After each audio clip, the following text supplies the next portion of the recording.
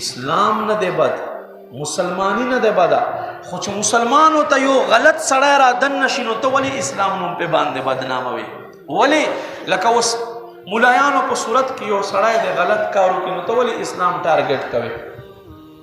اسلام مه ټارګټ کوه، دا خو د ملایانو په لباس کې یو شیطان را دننه شوی دی.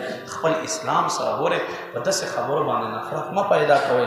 او دا د اغیارو یو غټ چال دی چې کله چونکې انبیاو سلسله خو بند شوه، که چېرته موږ مسلمان کابو کول غواړو نو دوی زړونو نه د عالمانو د علماو محبت وباسو.